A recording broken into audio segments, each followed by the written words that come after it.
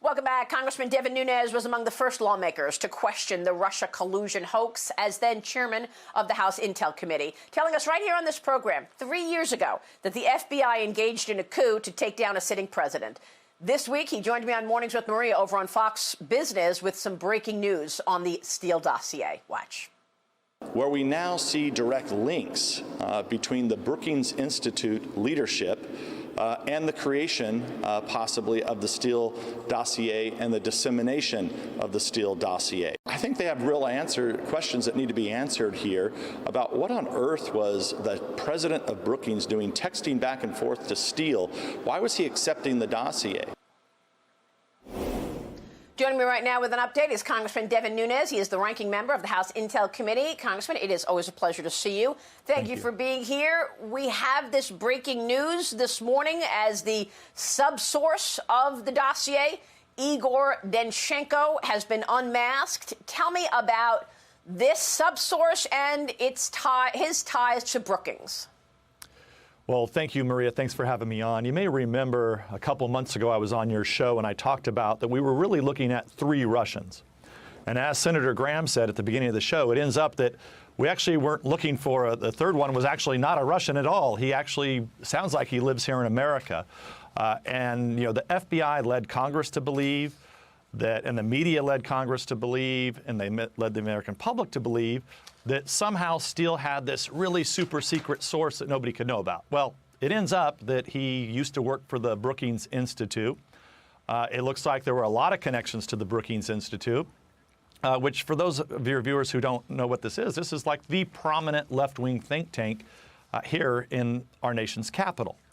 So we're investigating now and have been, we had these links earlier on. People may remember the president of Brookings back in 2016, we know that he had given the dossier to a few people. We had that through testimony. You also may remember that the State Department was involved and there were additional dossiers that weren't the Steele dossiers, except that they mirrored the Steele dossiers. And we think there's a connection between the president of Brookings and those dossiers that were given to the State Department that mirrored the Steele dossiers, which, look, all of this, what does this mean? This was the Clinton campaign's dossiers. It was the dirt.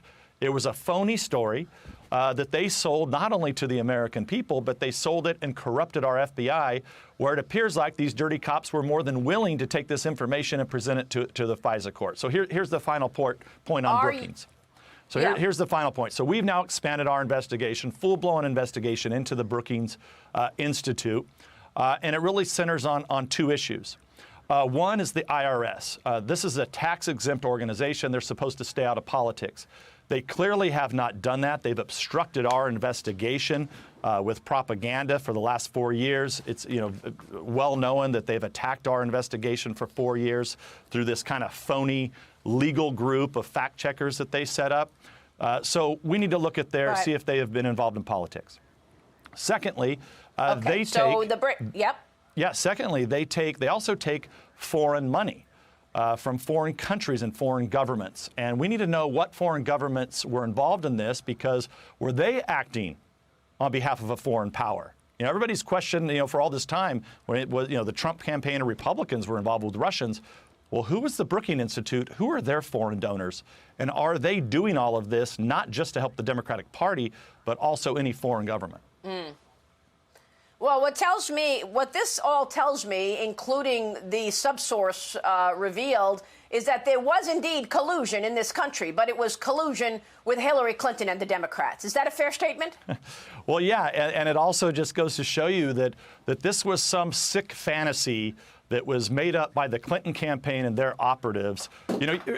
And think of this. You had people in the media. Remember this whole thing about prostitutes and P-tapes in Moscow? These fools were running around all over Europe in Moscow, the leading institutions, these supposed leading reporters. But, nobody calls them out on that. And the whole thing was like some sick fantasy made up by the Clinton campaign. Well, many of them actually got Pulitzer Prizes for their reporting. I want to ask you about Robert Mueller, because these items that were declassified clearly indicate that the FBI knew that the dossier was fake, that the dossier was hearsay and bar talk. How come Mueller didn't unearth these things? I mean, let's watch Robert Mueller when he testified in front of Congress to listen to what he said about things like Fusion GPS. Roll the clip. When you talk about the firm that produced the Steele reporting, the name of the firm that produced that was Fusion GPS. Is that correct? I'm not familiar with that. And let me just help you. It was. It's not a trick question. Right? It was Fusion GPS.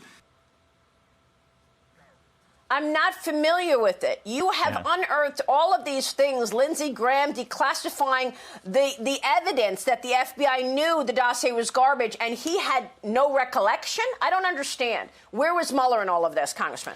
Well, look, I think the question is does Mueller know where Mueller is? Okay, this was somebody who was put up as an avatar to give credibility to this investigation that was phony from the beginning. Okay, so I'm not talking about just in 2016. I'm talking about the day that Mueller walks in the door.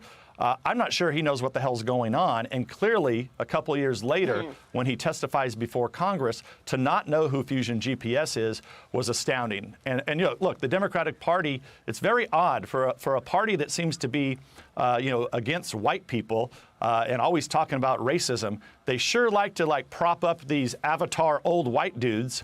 They have one run for president right now who's hiding in his basement who won't answer questions. What was his involvement? Their presidential candidate, supposedly went after and was the one who concocted this idea to use the Logan Act to investigate the Trump campaign and the incoming president, by the way. Well, you've made 14 criminal referrals with a 15th pending. We are waiting on John Durham to investigate that.